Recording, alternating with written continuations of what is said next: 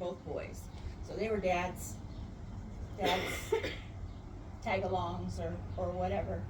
And I was just the only girl, the oldest. Nobody knew what they were doing at all when I was born. As if any of you are oldest children, you know how that is. Um, Shaking heads. Well, you're the experimental child, or the child that everybody has to be perfect with. And then they realize later with the second and third that they can kind of loosen the reins a little bit. But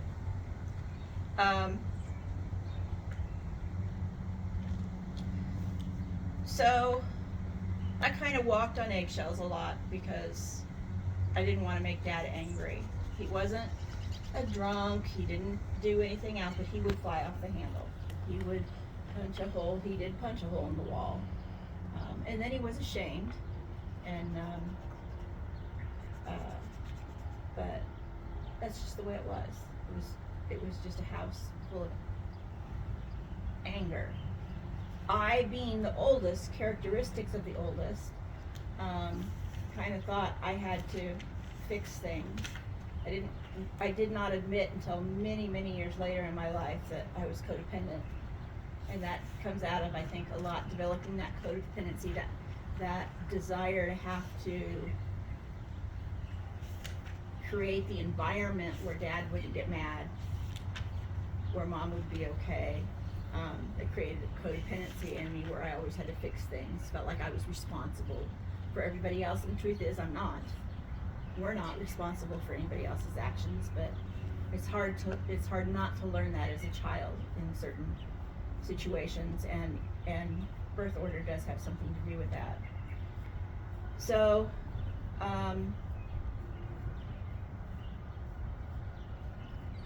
when I was about 5, Mom finally talked Dad into going to church, and we went to church for a few weeks, to the Methodist church. And I remember going down, I can tell you it was in February, because we colored pictures of George Washington chopping down the cherry tree.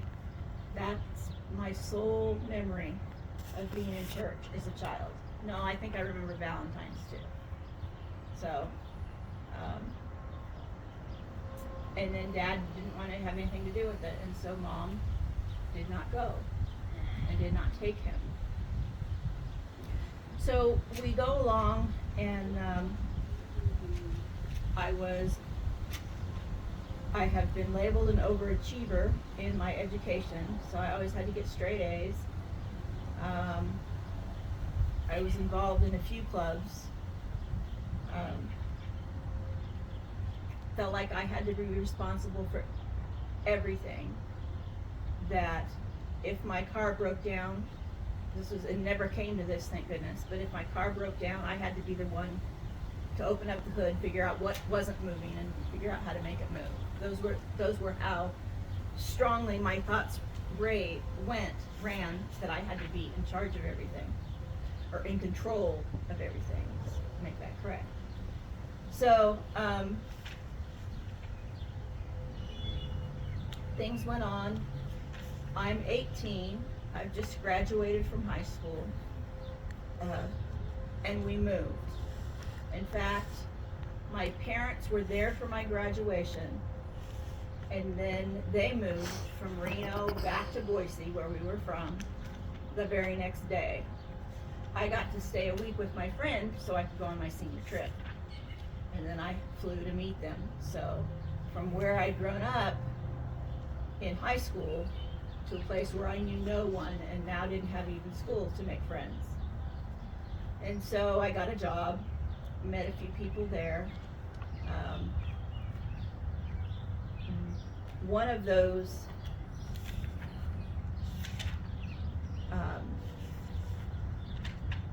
one of them was a boy who, for a short time, we had a relationship, I guess. Very short time. And I got to know his sister, who was a couple years older than him. During that time, I didn't know when I met him that he had already gotten another girl pregnant. who also worked at the restaurant. I had no idea. I didn't know that they were a thing. And she apparently saw us flirting or whatever and got very angry. And they are not, her and her family were not Christians. She'd been out on her own for a long time. I think her family had abandoned her. She from time to time lived with a couple of aunts in town, but also had a trailer that was hers, that was her own, that she lived in with a cousin. And this is the way the world works. So the world works so that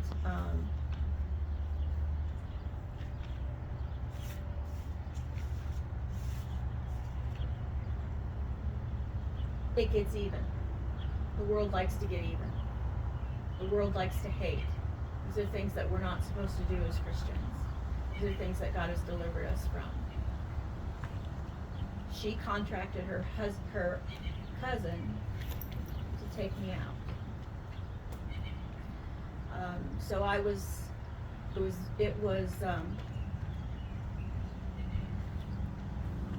Valentine's Day again. No, it wasn't Valentine's Day. It was the week before, which was my boyfriend's birthday. And I'd gone over to his house with his parents and his sister, and we were celebrating his birthday. And their house was out in the country and sat at an angle to the road. And we were in the family room, and they had rearranged it. They had big sliding glass doors out of two ends of it. They were staggered, but they were out of two sides of it. And the couch was in front of one of them, and we were sitting on that couch. And the Lord had to orchestrate it, that I was sitting directly behind where the two doors connect, the sliding door and the stationary connect, and they were metal framed. They were very old, heavy metal framed doors. So when the shotgun blast came through that glass, it came directly through to the metal frame, because that's where my head was. And they had those sheer nylon curtains. That was all they had over that door that you could see through. And they're pretty strong, stronger than you'd think. So those curtains caught most of the flying glass, and the rest of the shotgun that did not hit the frame behind my head. And blew it all across the room. It was a mess. It was a disaster. Somebody ran out and saw the car and identified the car. That's how we knew who it was, but we didn't get a license plate number, so we couldn't prove it to make the police happy. And here I wasn't going to tell my family. I was with their family. I'm not going to tell anybody like that about what happened. For whatever reason, I felt guilty. I wasn't guilty. I didn't do anything. He wasn't dating this woman. I hadn't known she was pregnant.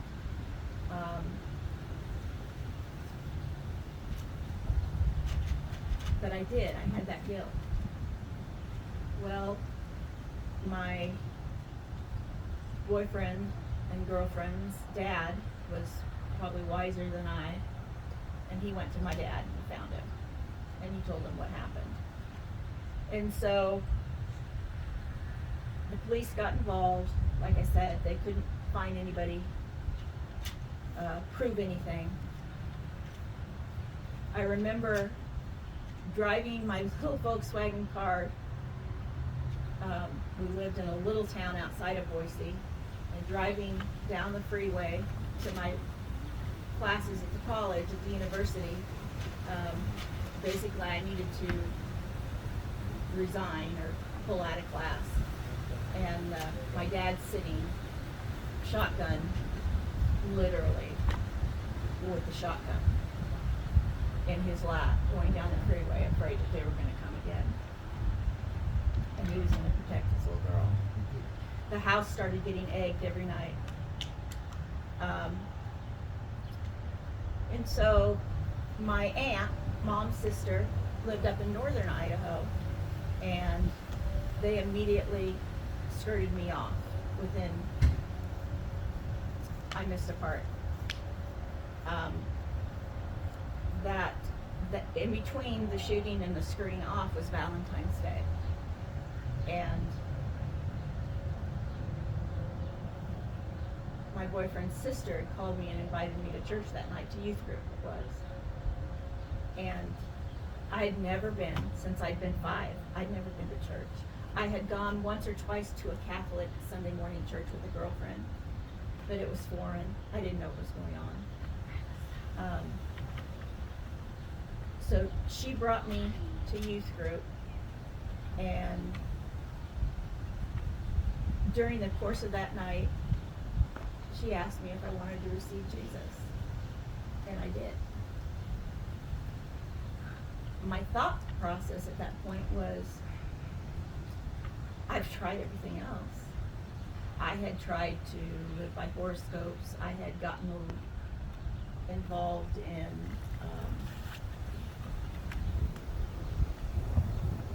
a little involved in the occult.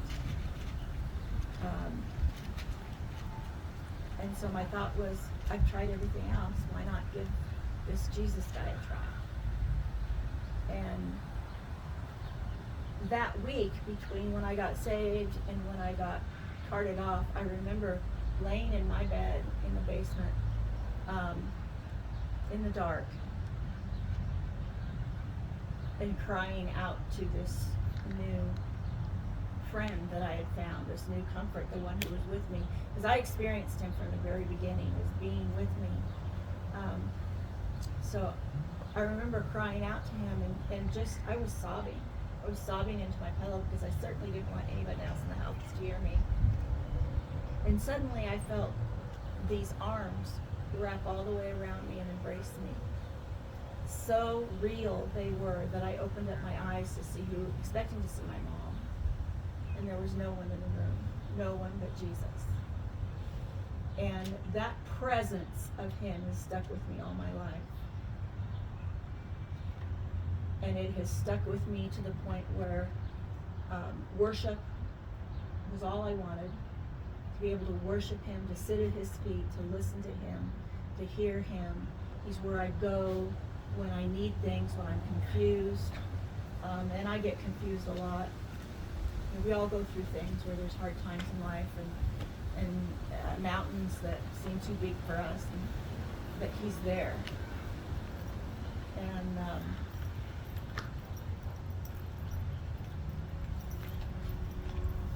he's so good. There's been other things that's happened in my life since I met him, but those are another part of my testimony. They don't need to be here tonight. But what I wanted to share with you was that part of when you let him in and you truly surrender. He wants to be everything in your life. And he is, and he will be. My favorite psalm, one that I cling to so many times and I want to share it before I quit, is Psalm 91. He who dwells in the shelter of the Most High will rest in the shadow of the Almighty. Even in that moment when I was so broken and getting skirted off to live 400 miles from home, he took care of me. I will say of the Lord, he is my refuge and my fortress, my God in whom I trust. Even when I didn't know if somebody was going to come, because I lived in the basement with a ground level window. It was a half basement. So I lived in fear for several days, weeks, that someone would come around to the back door and try to finish what they started.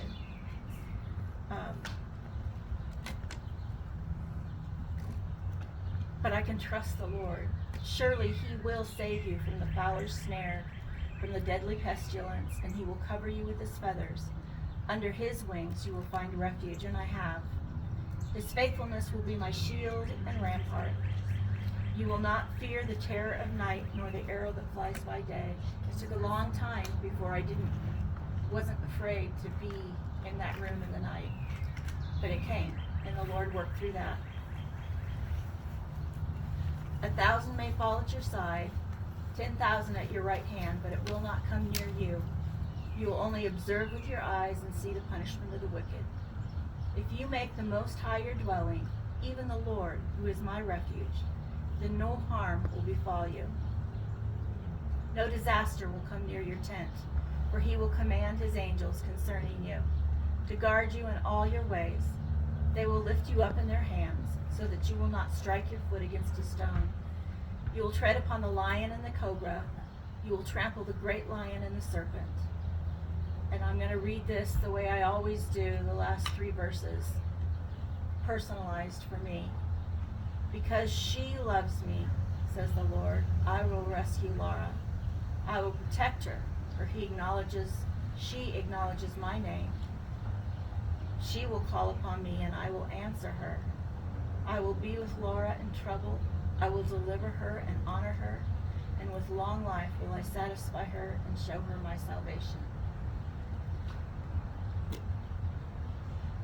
And he's shown himself true through many things in my life. And he wants to do that for anyone who will come and ask. So with that, I turn it back to you.